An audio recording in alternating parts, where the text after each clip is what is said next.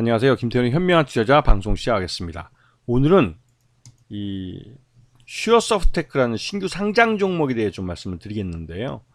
이게 최근에 상장한 업체들 중에 그나마 수익성도 좋고 또 스펙과 합병해서 상장했는데도 불구하고 주가가 시장에서 좋은 평가를 받고 있는 업체라, 이 스펙과 합병해서 우회 상장한 업체들 중에 모두 나쁜 업체만 있는 게 아니라는 걸 좀 말씀드리기 위해서 일부러 좀 상장한 지 얼마 안 된 따끈따끈한 업체를 선정해 봤습니다.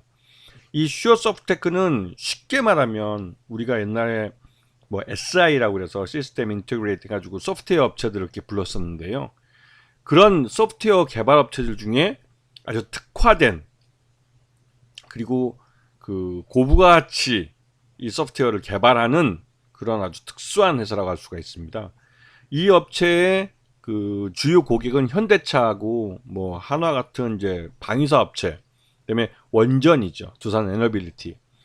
그리고 이러한 그 현대차 같은 경우는 죄송합니다.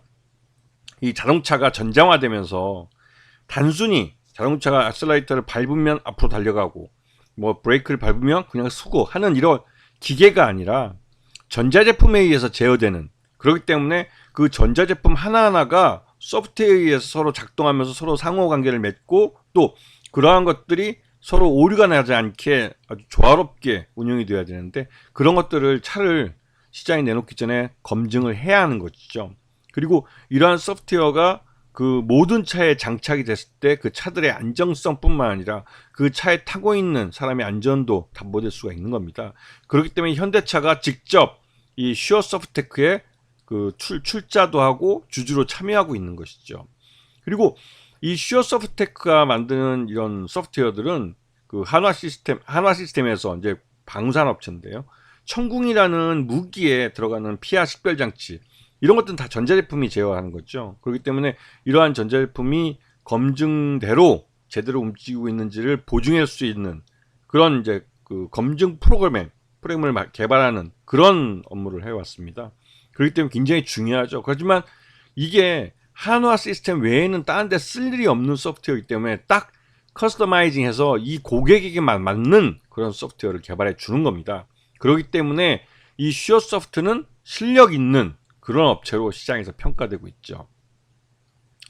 그리고 이제 슈어소프트테크의 주요 그 시장은 자동차와 국방, 그다음에 에너지, 원자력 에너지 이쪽입니다. 그리고 이 원자력 에너지 같은 경우도 실제로 사고가 날 경우에는 그 사고 규모가 어마무시해서 이거에 대해서 단기간에 복구를 하기 어렵기 때문에 굉장히 좀 심혈을 기울이고 안전에 대한 담보가 돼야 하는 것인데, 이 원자력 발전소가 운영되는 게 다 전자식으로 움직이는 겁니다. 그렇기 때문에 거기에 들어가는 이 운영 소프트웨어에 대한 검증이 필요한 거죠.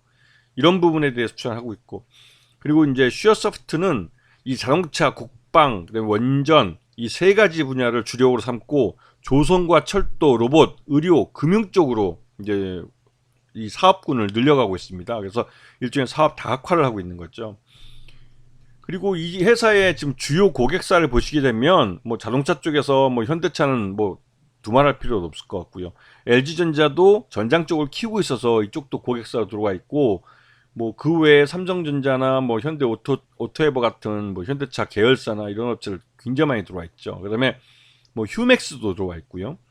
그리고 국방 쪽에서는 역시 한화를 중심으로 해서 LIG 넥스원도 있고, 항공우주도 들어와 있고, 대우조선해양 요번에 한화그룹에 인수됐죠. 여기도 이제 들어와 있습니다. 그다음에 LIG 넥스원도 들어와 있고요. 근데 원전 쪽에는 두산그룹을 빼놓을 수가 없죠. 그 외에 이제 LS안전이나 이런 업체도 들어와 있고, 한국원자력 안전기술원 이런 데도 들어와 있습니다. 그리고 포스코 ICT도 고객사로 들어와 있고요. 한전 KDN도 여기 또 고객사로 들어와 있습니다. 이런 데서 빵빵하게 이제 대기업들이 주로 고객이기 때문에 나름대로 이제 자금이나 이런 부분에 대해서 그러니까 소프트를 제공해주고 소프트웨어를 납품하고 바로 이제 돈을 받고 있는 것도 바로바로 회전이 되고, 그런 면에서는 굉장히 사업 자체가 안정이 돼 있다고 볼 수도 있습니다. 그리고 이 업체가 보면 코드 검증 솔루션이라고 해서 이게 전체 매출액의 한 66% 정도를 차지하고 있고요. 시스템 검증이나 모델 검증 뭐 이런 것들인데 이 자체가 기술력이 있어야만 들어올 수 있는 시장이기 때문에 이게 진입 장벽들이 있습니다. 굉장히 사업 자체가 내 시장을 딱 그 잡고 하는 거기 때문에 경기 침체에 빠져도 말 그대로 이쪽 분야는 사업을 하는 한 이 자동차나 국방이나 원자력 쪽에서 계속 투자를 해야 되기 때문에 다른 업체를 찾아보기가 쉽지가 않아요. 거의 뭐 독과점이라고 할 수가 있죠. 그리고 영업이익이나 이런 그 실적도 꾸준히 늘어나고 있는 회사입니다. 그리고 전체적으로 봤을 때 이제 최대주주하고 특수관계인을 포함하면 40% 이상 지분을 갖고 있고 여기에 전략적 투자로 현대차가 들어와 있는데 이게 한 11% 정도, 15%인데 합병 이후에 그 11%인가요? 그 정도 되는 걸로 알고 있는데 14% 정도 되는 거죠.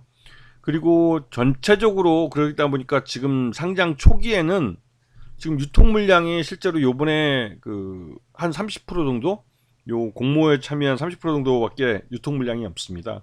그래서 이제 상장 초기에 그 물량들이 다 시장에 쏟아 나왔고 대부분 손바뀜이 됐다고 보는 게 맞죠. 그래서 이 현대차가 이 회사에 770만 주를 주식을 갖고 있어서 14.91% 갖고 있는 특수관계인으로 들어와 있습니다.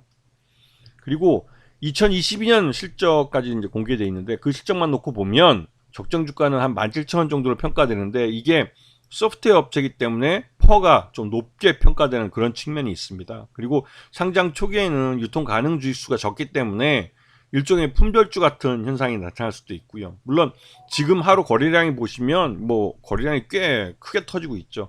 거래량도 붙어주기 때문에 손바뀜이 확실히 이루어지고 있고 그 손바뀜에 의해서 주가가 밀어 올려지는, 왜냐면 유통하는 실제 유통이 되는 주식수가 점점 줄어들고 잠겨가고 있기 때문에 그렇습니다.